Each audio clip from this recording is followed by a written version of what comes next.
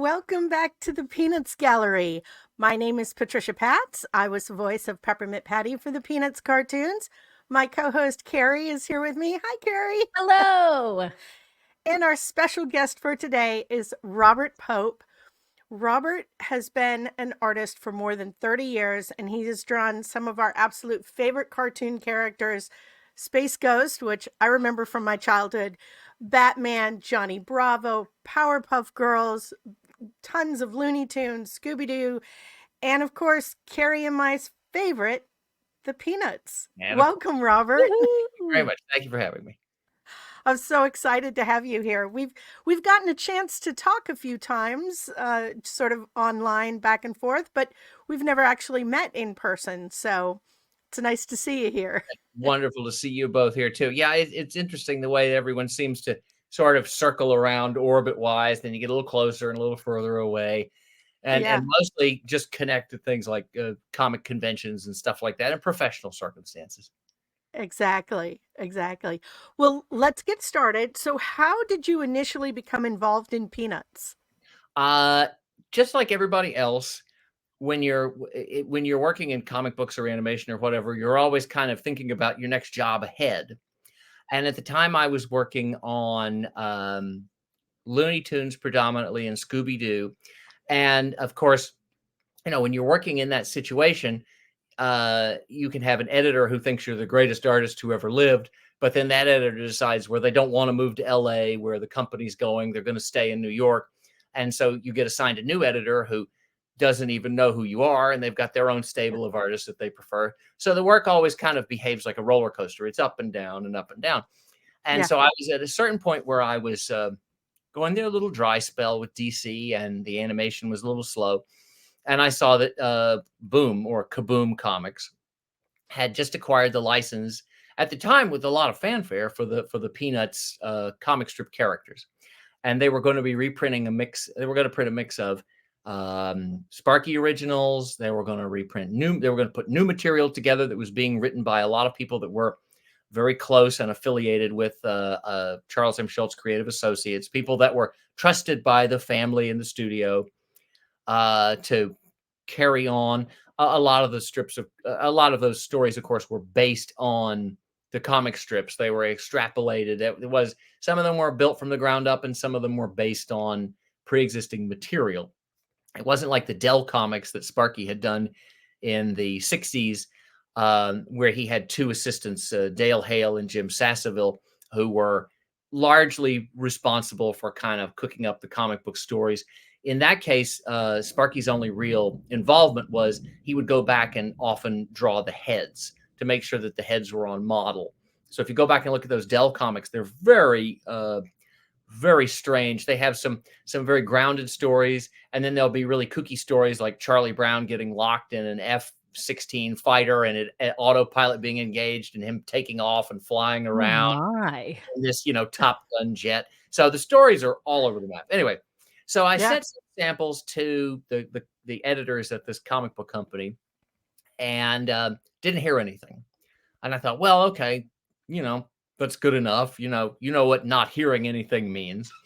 And and some time passed, and then a dear friend of mine, one of my very best friends, a lady in Atlanta named Stephanie Gladden. She's currently doing a lot of stuff for the SpongeBob SquarePants people. She worked at Cartoon Network for many years. She's had her own comic books. She's worked on Simpsons. She's worked on Ren and Stimpy. She's worked on Powerpuff Girls like 10 million times more than me, Foster's Home for Imaginary Friends, all kinds of stuff. A marvelous cartoonist. I was visiting her and her husband, another great friend of mine, John Miller, and she said, "Oh, I just got an assignment to draw a story for the Peanuts comic book." And I was like, "Wow, that's neat." And of course, wow, that's neat was the external response, and the internal response was, "Why didn't they send me a story?" And so I thought, well, this is okay. I should follow back up. So I reached out, and they had another editor, a new editor, a fellow by the name, I think, of Alex Gaylor, and if memory serves. And if I'm right in remembering, Alex and I both have a real affection for David Hyde Pierce's character Niles Crane on Frasier. Anyway, Yeah. great actor. And so at any rate, I sent some more samples to Alex, and he wrote me back and emailed me back immediately and said, well, these are great. And where have you been? And I said, well, I sent stuff months and months ago. And he's like, never saw it. Never saw it. Nobody saw it. Didn't know. So I was like, okay, great. So they started sending you little 1-page stories. The first story, I did a 2-page test for a story where Pigpen, it had Pigpen, Linus, Patty, and Violet. And that didn't get used. It was just a test. And then they sent me, the first strip was a 2-pager called, what was it called? It was a story about, it was Lucy, where Linus is trying to watch what he wants on TV, and Lucy ends up just punching him. I mean, that's kind of it's pretty straightforward setup. And I ended up doing a banner drawing with Lucy as the judge from the scene in It's a Mystery, Charlie Brown. Which if you remember at the end of that one, Sally takes Woodstock's nest and turns it in as a school project for a prehistoric bird's nest. And then Snoopy finds the nest, but they both decide they have a claim to it. So they go to see Lucy at the psychiatric booth, and she turns a crank, and it goes from psychiatric help to legal help. And I think the price went up to 7 or 8 cents. And then she puts on the robe and everything, and she's the judge. So, and my sister became a judge, and she was a lot like, sort of like about 60% Lucy and about 40% Sally. And so we always thought that was very wow. fun. I started doing more and more of those smaller stories. And then as the years rolled on, that led to working and working out of with Charles M. Schulz Creative Associates, predominantly a man named Lex Fajardo, who's their head editor, the head honcho editor there, and also a marvelous cartoonist in his own right. He's got his own comic book series called Kid Beowulf, which is sort of a Carl Barks, Uncle Scrooge, Tintin kind of almost has a European flair, adventure stuff with swords and sorcery kind of stuff, but it's and there's a little Jeff Smith bone in there too.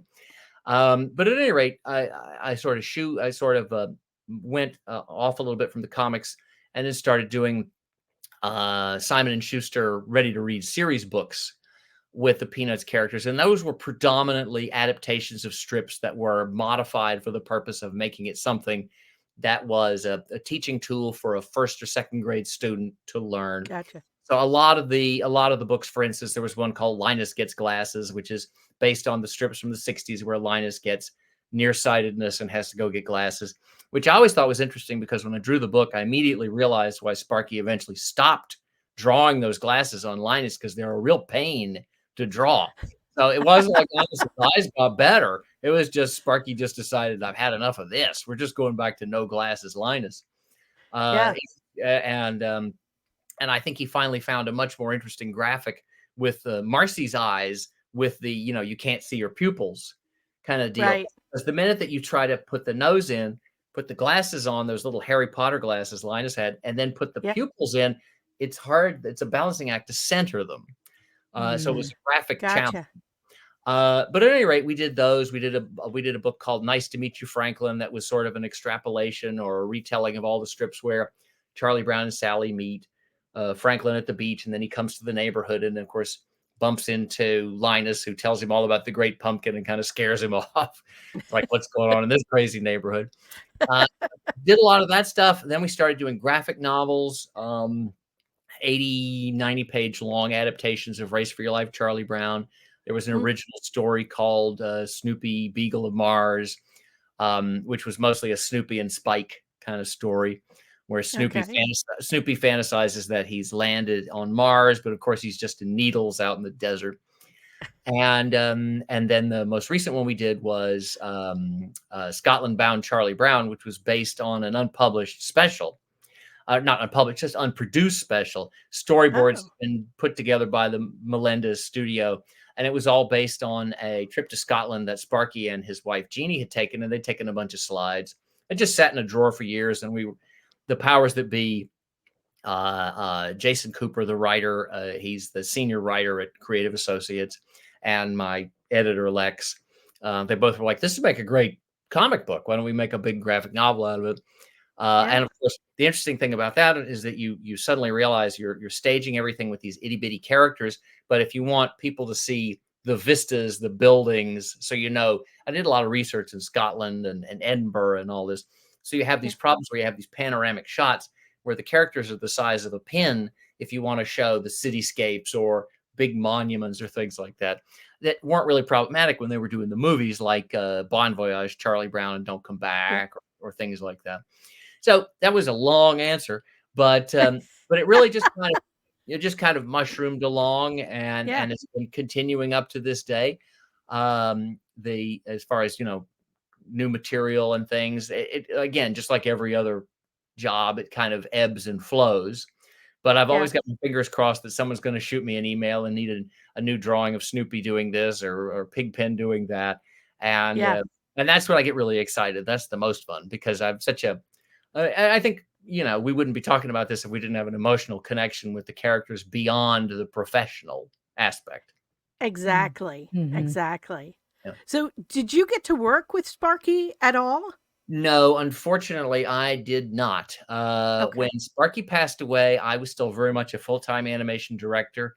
I was a member of the National Cartoonist Society, but I honestly didn't particularly, it comes down to, imposter syndrome all over again. I would never have been presumptuous enough to consider myself a cartoonist, and I would have been Mhm. scared to death to try to draw those characters in any kind of professional setting.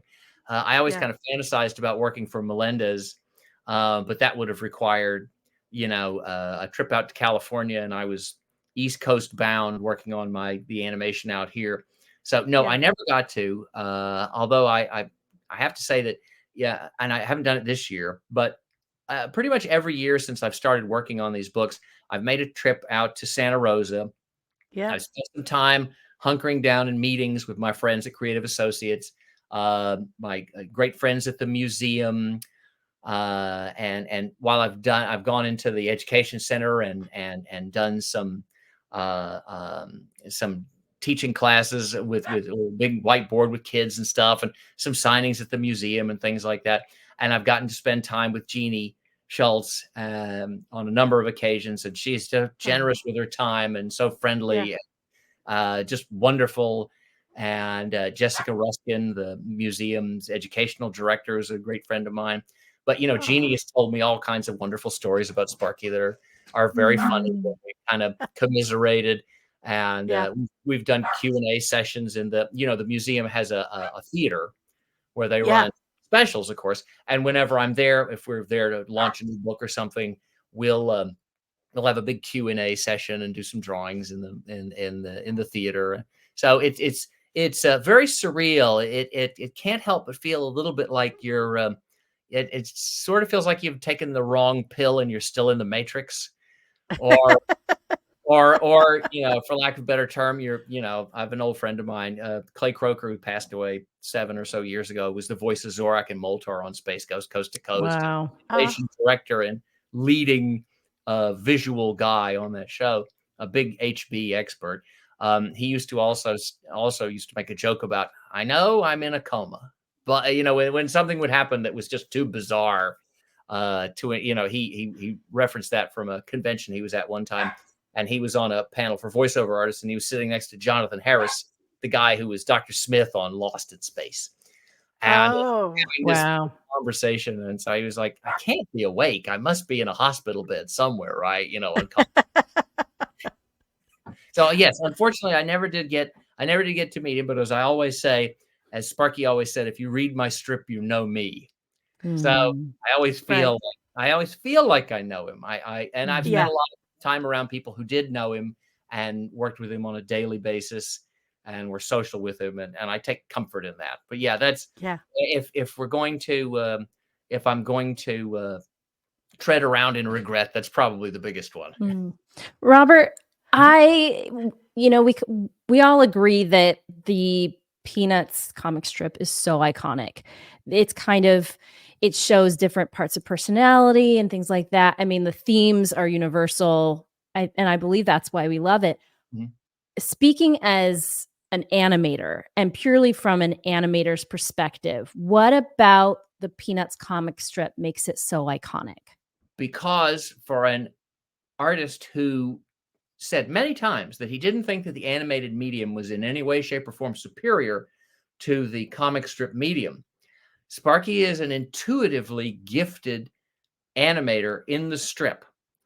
And all you have to do is go back and look and reference specific strips, and you see the incredible motions that he put into the drawings, multiple imagery. There's a great Sunday where Linus is playing, and Lucy comes in and takes all the toys away, and she throws a rubber band at him and says, "Here, you can play with this." And Linus begins to Savage. stretch the rubber band in all directions. And Sparky does these multiple drawings of multiple arms. There's 7, 8 arms going at the same time. And of course, in the last panel, Lucy comes and grabs away and says, "I didn't mean for you to have that much fun," and takes away the rubber band. So Lucy. he has drawings with all these incredible multiple actions, characters swishing around in all directions. And certainly that particular version of Snoopy towards the end of the 50s, where he is incredibly elastic. The version that the Hungerford figure was modeled after, where he's 3 times taller than he ought to be. He's incredibly tall, incredibly skinny. You see that in the Sunday strip where he develops this incredible skill to catch a soap bubble in his teeth without busting it. There are all these great faces, all these great movements and actions. And then beyond that, Sparky understands the passage of time in a strip that affects the comedy. There's a great Sunday page from the 60s with Linus and Charlie Brown, where Linus walks across past a tree, and he hears some noise up in the tree, and then all of a sudden a hammer falls. And you can feel the passage of time from panel to panel. A hammer falls, and then in the next panel, a box of nails falls. And then in succession, 3, 4 boards begin crashing down, and Linus's hair is flying back as he's reacting to this. And then and then there's a pause. There's a breath where nothing happens. And then one leaf comes down. And then in the very next panel, in this crescendo, Charlie Brown falls, smashes, lands flat on his back. And then there's all this explosion and everything with all this spraying. And in the last panel, Charlie Brown is sort of sitting up, and he's at the little stars going around his head. And Linus looks down at him and says, "Don't be upset, Charlie Brown. A treehouse is not the easiest thing to build." And that's the punchline. But the great thing about it is the behavior, the way that things move, the progression of time, and the way that you follow.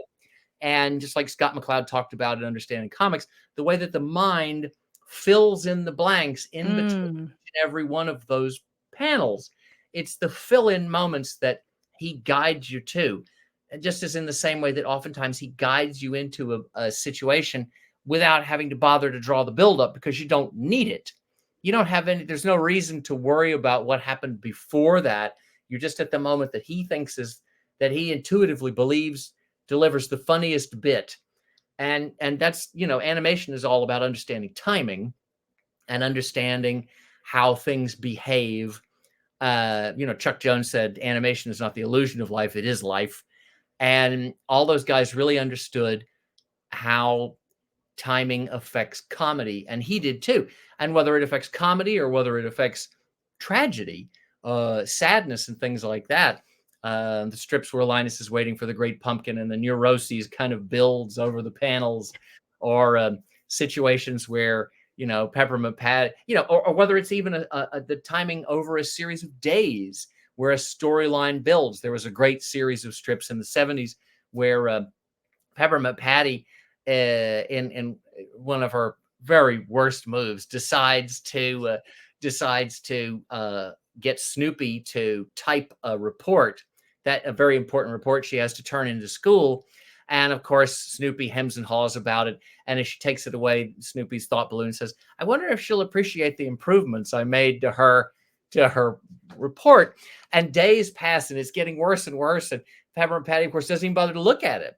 So she gets up and she's getting ready to read the report, and all it says is, "Now is the time for all good men to come to the aid of their country."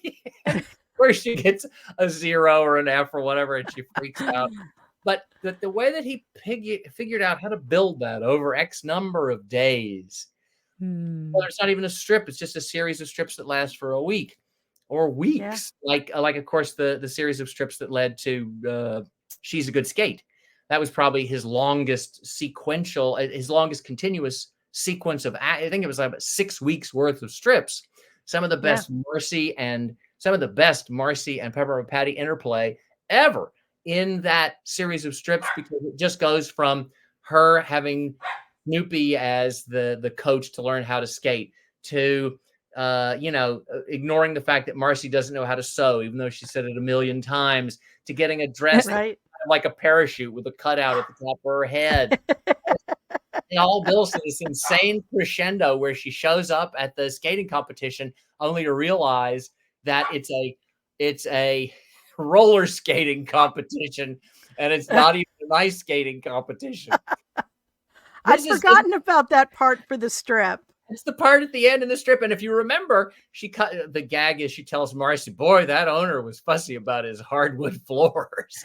And of course, at the end, she goes back and realizes she hadn't paid Snoopy anything for his services as coach.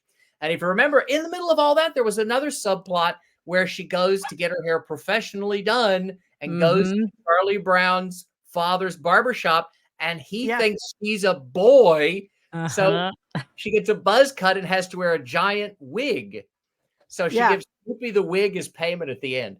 And it's just the cherry on the top at the end. Absolutely precise, brilliant, intuitive timing. There's no hesitation. There's no second guessing, no questioning. It's just perfect. So from an animation perspective, Peanuts is hard to beat in terms of both characters that move and behave funny, and also behave in a way that is perfectly rational and normal, and it doesn't feel forced, and the timing is there. Sorry, that was a long answer. Wow. No, but I feel like this is one of those moments where I'm going to read every one of these comics just a little bit different from now on, because I hadn't thought of it from that perspective of the movement and the timing and all of that. I've just enjoyed it for the psychological aspects of these characters, which I just find so fascinating. But that just put a whole new level on for me when I'm reading it. So thank you for that. Not a problem. And like you said, the psychological aspects are so, I mean, that's to me is the rocket fuel that makes Peanuts take off versus everything else that's on the comic page in the early 50s. I think the strip that has been mentioned many times and written by people much more expert than me is the one where it's an early 50s strip with Lucy, and she's listening to a record player, and the record player is playing, and the record she's playing is about Georgie Porgy. And it's Georgie Porgy put in pie, kissed the girls, and made them cry. When the boys came out to play, Georgie Porgy ran away. And in the final panel, Lucy picks up the record and says, "What a neurotic he must have been." And, and it's questionable, but it's probably the first time that the word neurotic ever appeared in a comic strip. Yeah. And he's often running all of his internal neuroses, all of his hopes and dreams and wins and losses far outweighing the wins are the fuel for all those neurotic characters, every last one of them. And it's just genius. It's amazing. Yeah. So I ask all of my guests which character you relate to the most. Yep. And you said Linus. And Pelt, yeah.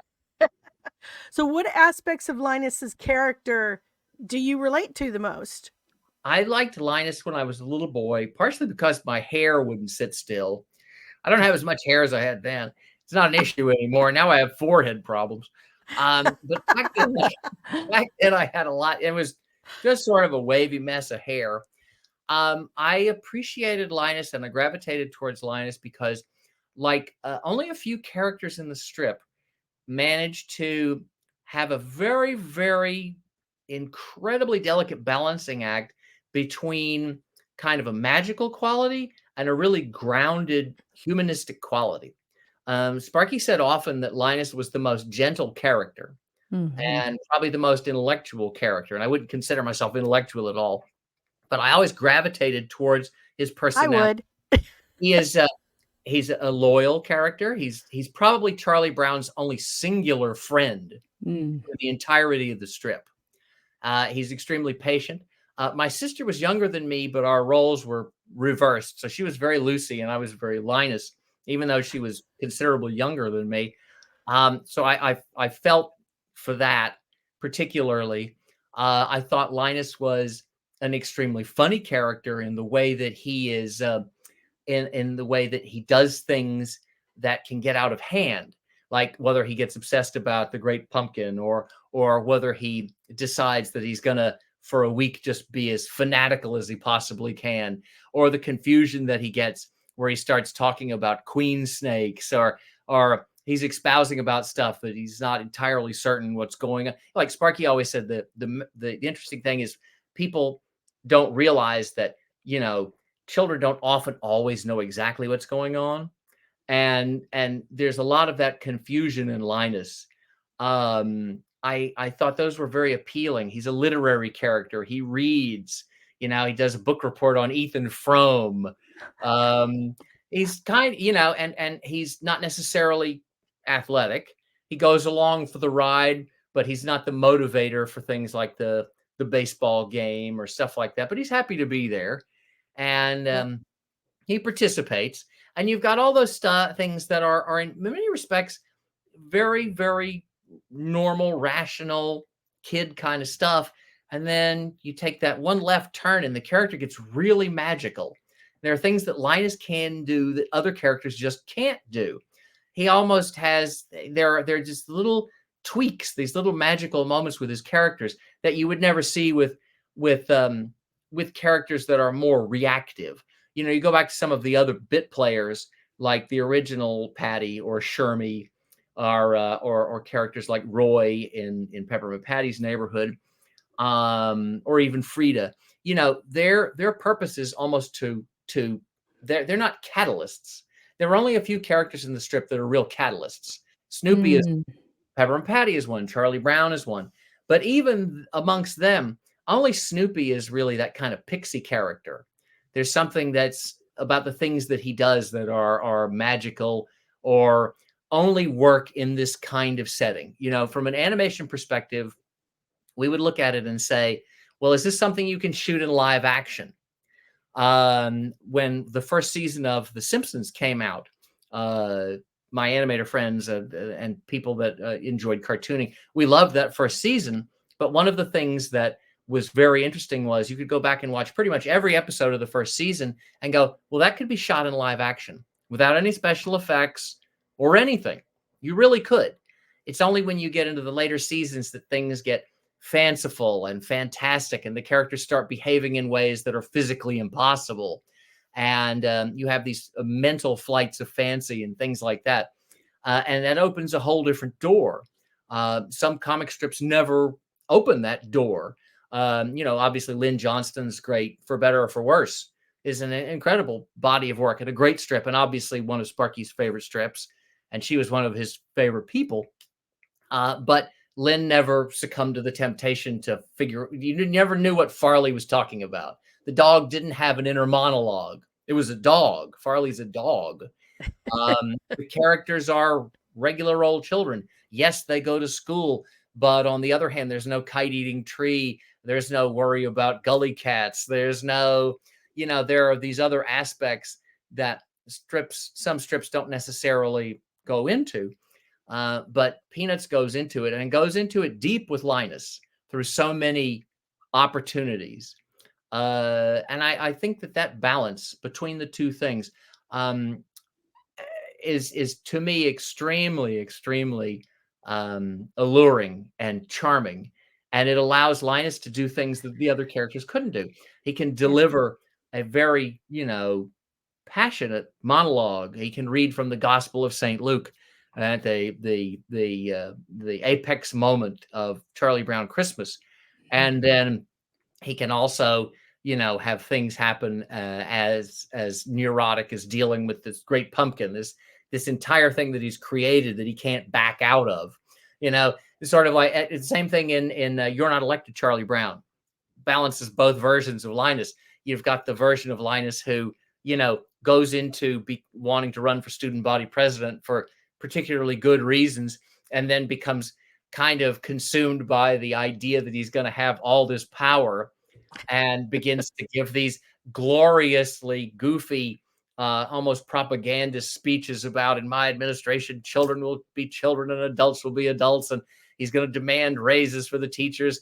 And he becomes overwhelmed with this potential for power. And then, of course, it all comes crashing down when on the last speech before the election, he decides to tell everybody about the great pumpkin.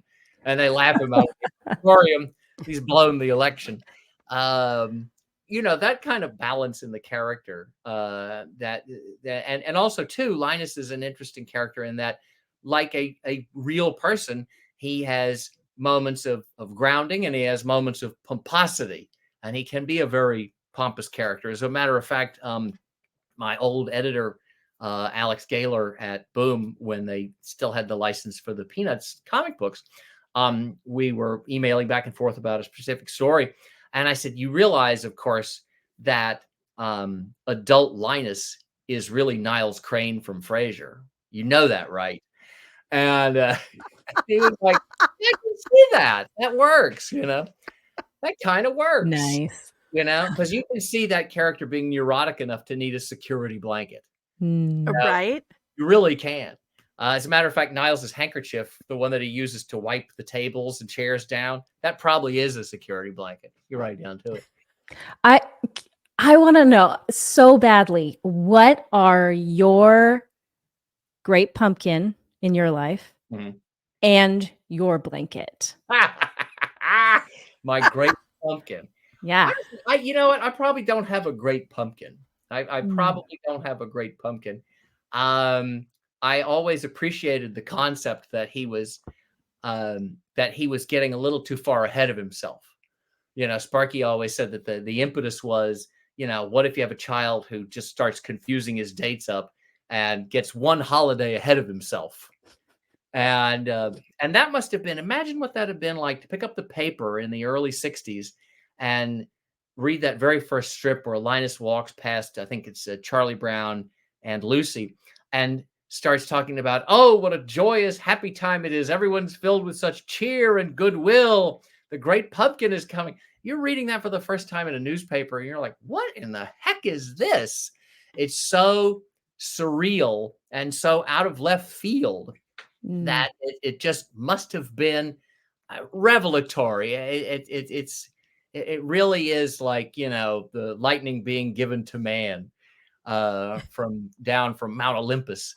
So I don't, honestly, I probably don't have a great pumpkin. A security blanket, that's an entirely different story. Professionally, the security blanket is probably the setting that I work in. The drawing table behind me is my animation drafting table that I've had since 1989.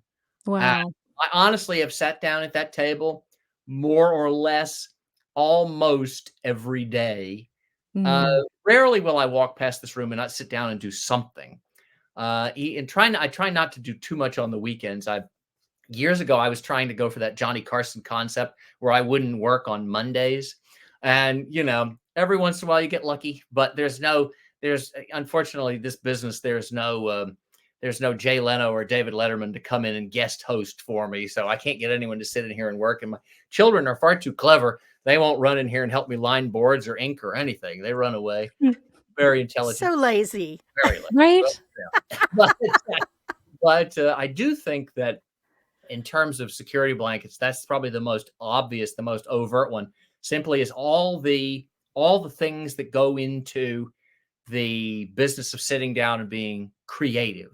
That having been said, I would have to follow up that probably a cappuccino would come in as a close second. Either a Coke Zero or something like a little something as a treat, or maybe after lunch a cookie or two. I don't think you should go any day of your life without at least having 2 or 3 cookies. Love Because that. no matter Right? well, there's always the opportunity, and I've always said this.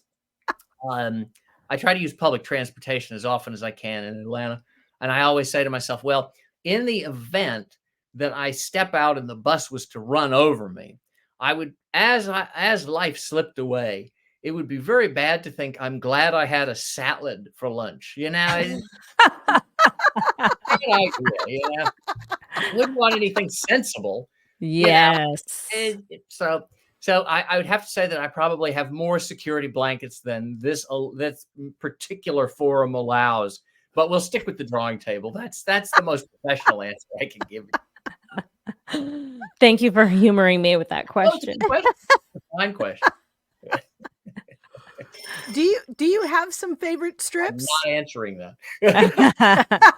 Favorite strips? There you go. So I have many. I know, that's great. Many. Perfect timing. I have many favorite strips. Yeah. Many favorite strips. It's like favorite children. But yes, I have many. And that's interesting because that's something that always comes up when we go to the museum to do a promotional work and we end up in the theater, is they always project the strip behind us and then we're asked to read it out loud and do the voices, which is a considerable amount of fun. Ooh, yeah. Then you realize, well, ultimately, everybody in this business, by and large, most people in the business of cartooning or animation or whatever are somewhere deep in the recesses or maybe up in the front, are very convinced that they could probably be a stand-up comedian or host a talk show or do something like that. And most all of us are convinced that we're far funnier than we actually are.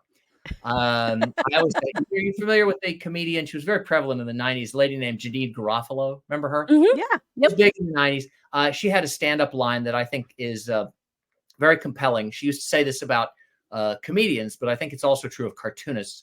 And her line was that success in this business involved a formula of equal parts egomania and self-loathing.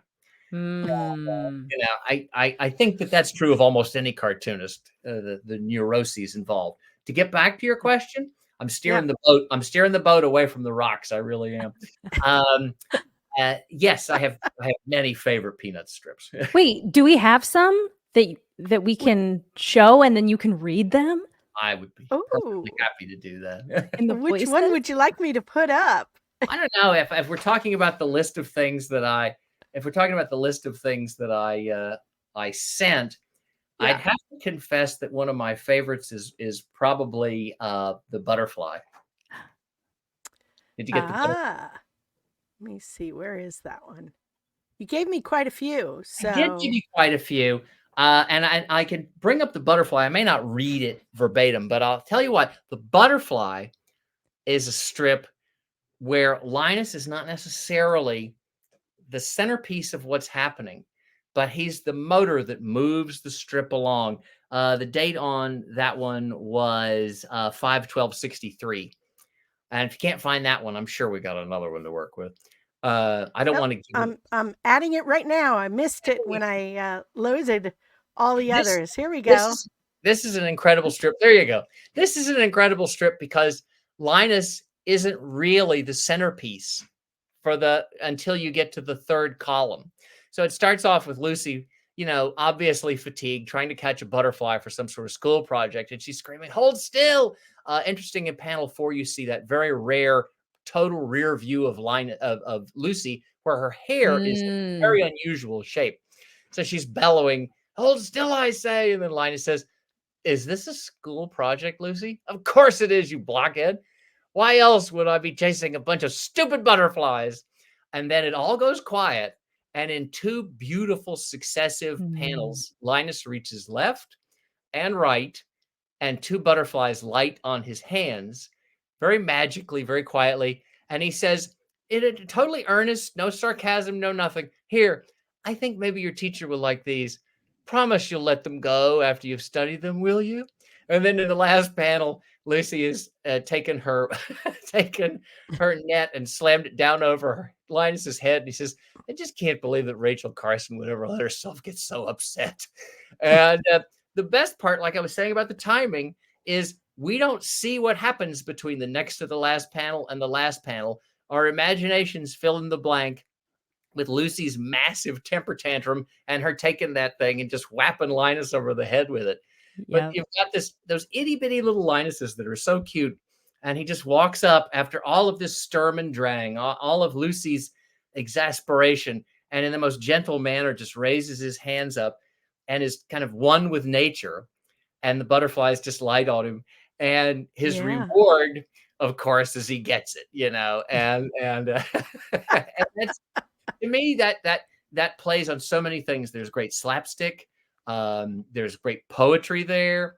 There's that little magical quality. You've got Lucy's abrasive behavior. You've got a point counterpoint that's so perfect. I mean, to me, that's a very nearly perfect strip. It's definitely one of my all-time funniest. Definitely. I love it. It's a memorable strip. If you want me to name another one, you can put up any one. Sure. Okay. I'd have to say what I was talking about earlier. Okay, go with any one of the Rain, Rain, Go Away strips from 1960. There we go. Okay, this is absolute genius. Once again, this is the place where the rubber hits the road in terms of Linus having all kinds of connectivity to the universe that a lot of the other characters don't seem to have. And it starts out with, and this is also a very interesting thing too, because it's a Sunday strip.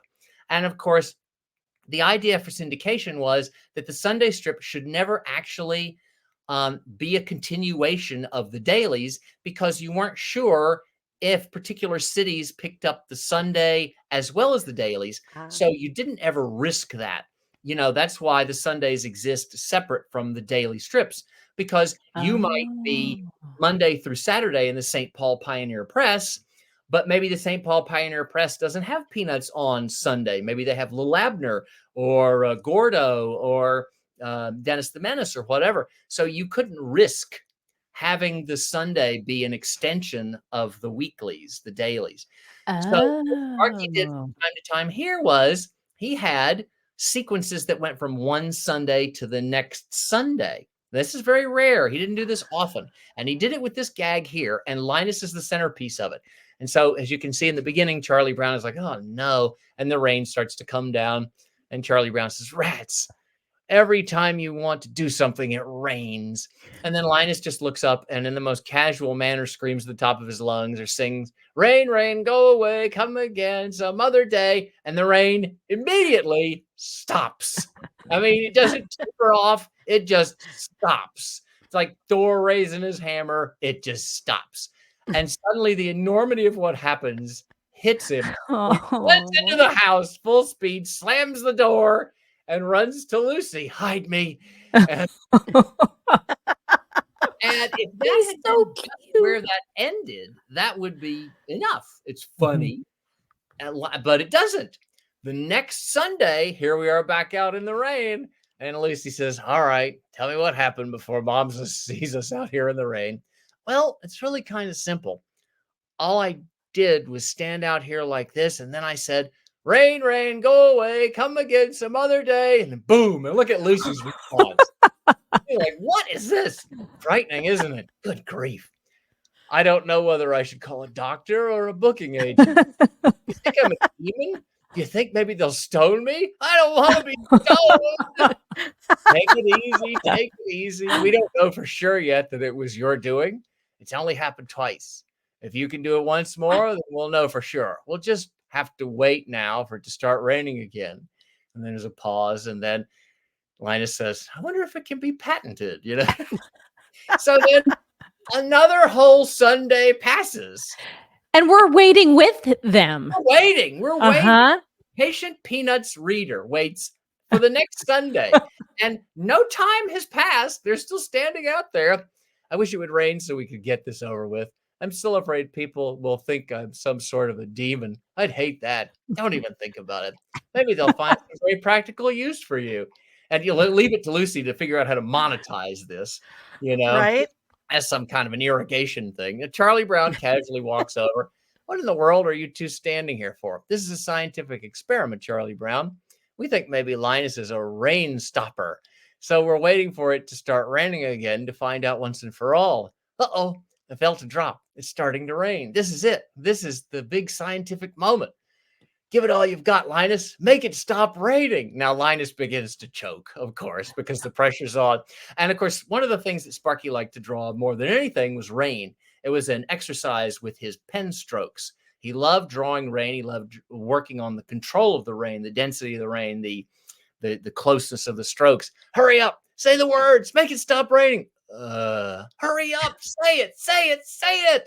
And then the penultimate panel, Linus yells, go today. Rain some way. Again someday. And then fights hard. And Lucy says, oh, you blockhead. And that's where it ends. It's never picked up again. It's never discussed again.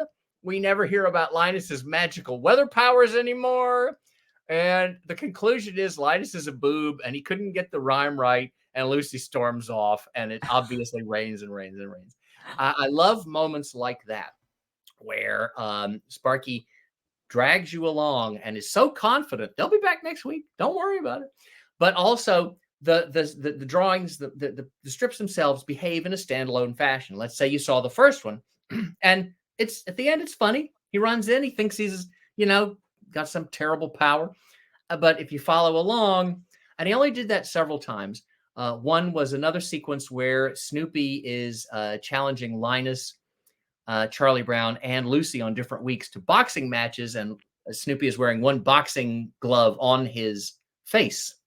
And it's the same thing. It's 3 Sundays in a row where he beats up Linus, then he beats up Charlie Brown, then he gets in a big fight with Lucy. That particular fighting sequence was the inspiration for an animated sequence in the second feature, Snoopy Come Home, where Lucy boxes Snoopy with the one boxing glove on his nose. Probably the only other time Sparky did it was a series of strips that were not reprinted until the Fantagraphics collection, because they are the weirdest things you've ever seen in your life, where Lucy enters a golf tournament and is surrounded by adults. Now, you don't see the adults, but you see their legs. You see these big adult legs, women and men surrounded. There's an overhead shot of the golf course. It's the strangest thing. But that was never reprinted until after Sparky passed and Fantagraphics did their big collection, probably because he was like, obviously you went back through those books, the Peanuts Parade books and the Fawcett Crest paperbacks and things, and you'll see there are a lot of strips missing, and largely because he may have decided this wasn't as funny as I thought it was. This doesn't fit the current interpretation of the characters. So there was a lot of editorial work. But yeah, I love that series of strips where Linus, same sort of thing again. It's extremely grounded, but it has a fantastic quality to it. That's very silly and funny. Wow. It's amazing. You know all of them, don't you? Unfortunately, probably. I almost said, unfortunately, yes, which is a Pigpen line. Yeah, my algebra skills are pretty thin, but I can tell you who said what in a Peanut strip from 1962 like that. It's it's amazing. It's right. I can't remember what I had for lunch yesterday. Well, I can't remember that either. But then again, and particularly, like I said, some of them just burn into your brain. Some of them are almost totally, there are a lot of Sparky strips that are almost totally silent.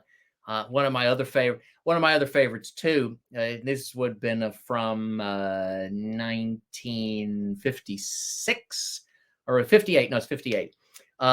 Anytime there's a lot of snow around, there's a lot of fanciful stuff happening, almost always with Linus. And there's a strip from 1958 where Lucy is making little snow bunnies. It's a Sunday strip. And he's making little snow bunnies, and Linus comes in and he wants to help. He offers to help. And of course, Lucy barks at him and tells him to go away. And he goes away all angry with the little squiggle over his head because he's angry. I think that's in there. Maybe not. And then, of course, Lucy becomes aware of a presence.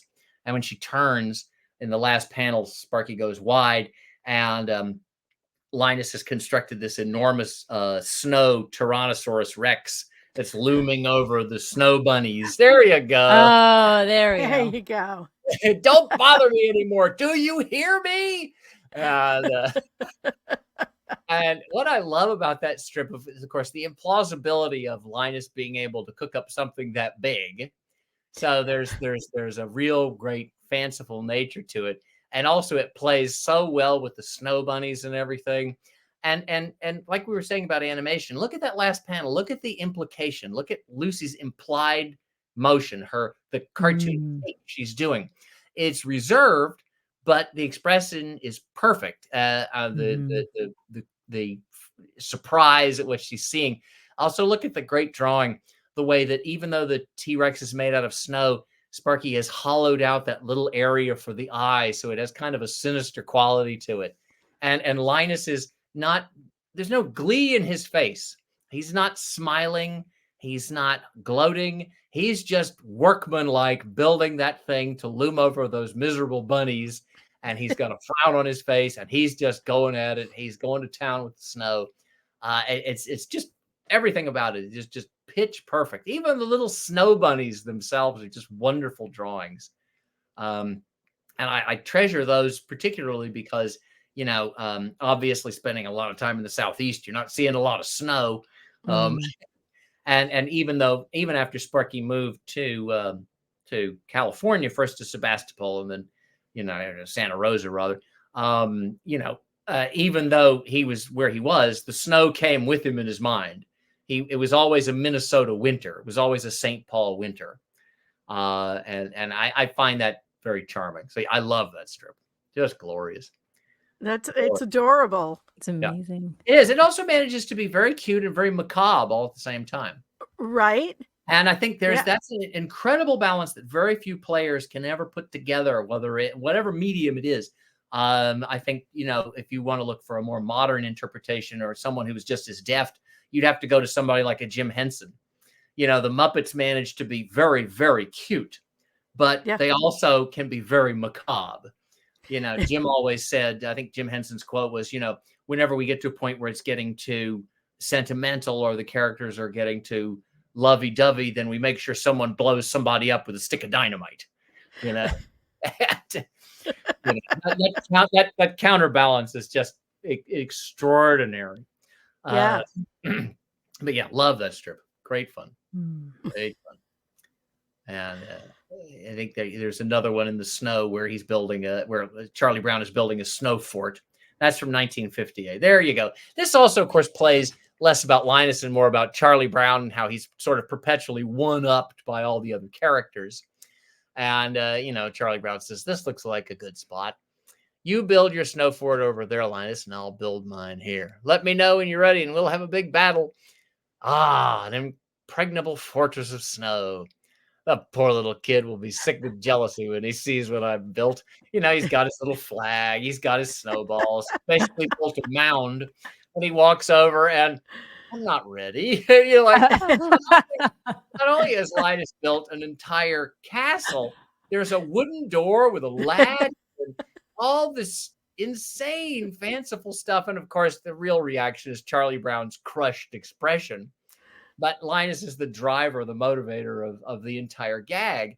That gag wouldn't work with any other character, maybe with the exception of Snoopy. But there's no other character really in Peanuts that works that way. You wouldn't put Peppermint Patty in that situation. You would do it if they were playing something physical like football or baseball or something, and she'd one-up him there.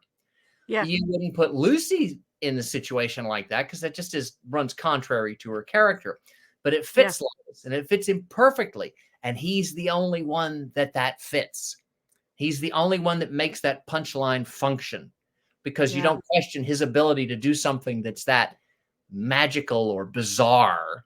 And that plays towards Sparky's, his inspiration when he was a young man was, Crazy Cat by Harriman. And for that, he enjoyed the surreal nature of the characters, the language, the strange vistas.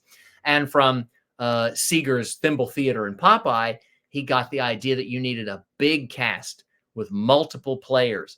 As he said, it's like a piano. You don't keep hitting the same note day after day after day. You have to keep hitting different keys. And so, from the get-go, he's trying to expand Charlie Brown's universe as much as he can.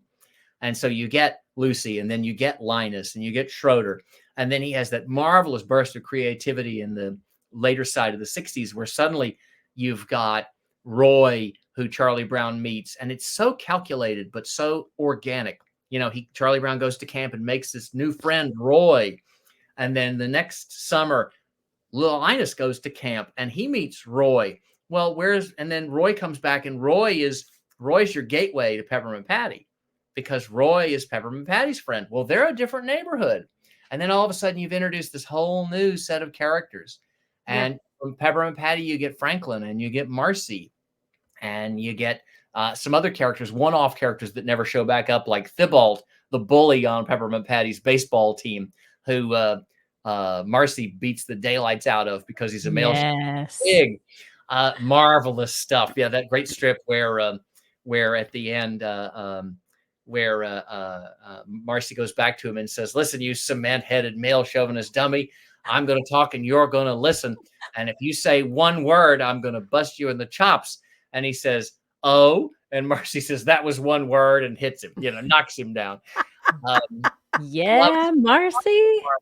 And he's also something that's really interesting too is I rarely do you come across someone who's so gifted at writing against type, and Charles Schulz was a very centered man, a very private man, obviously a very moral, decent guy.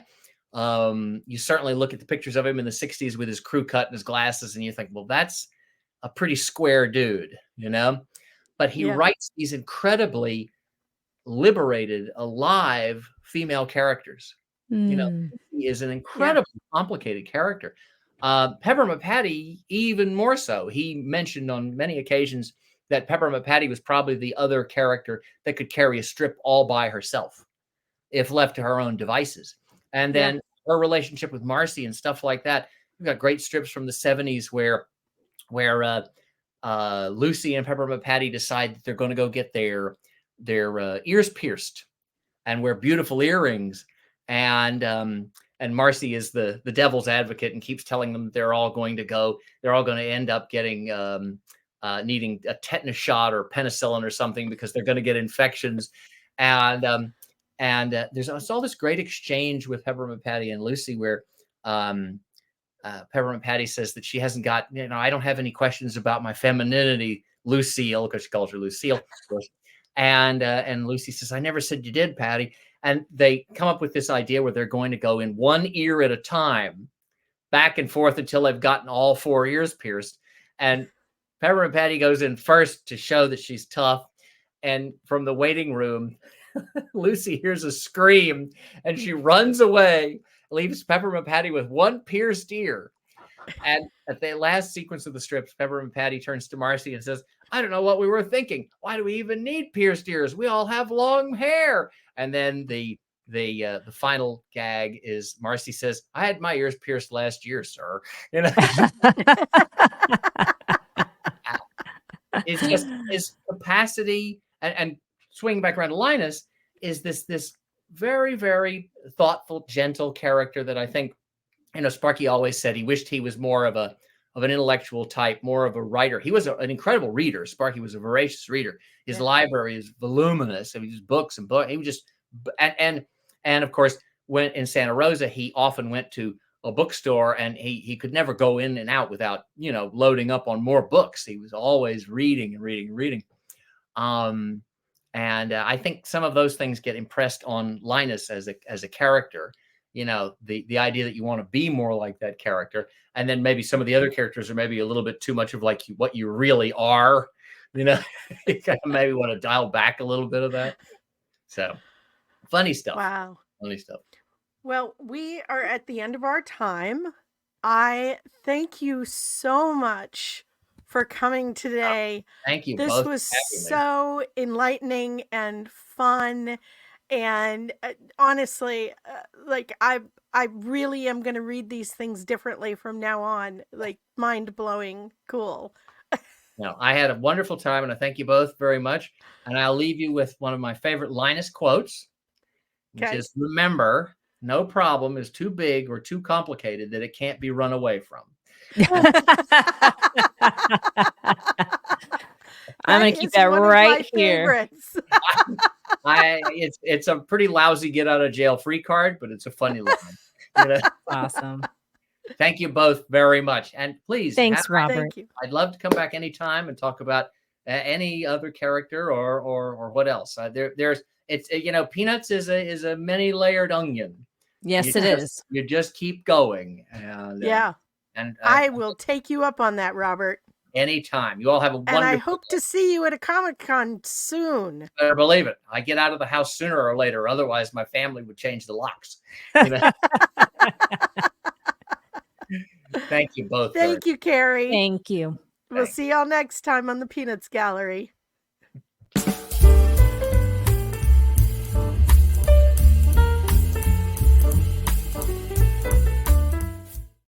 Oh, that was fun. That was fun. I learned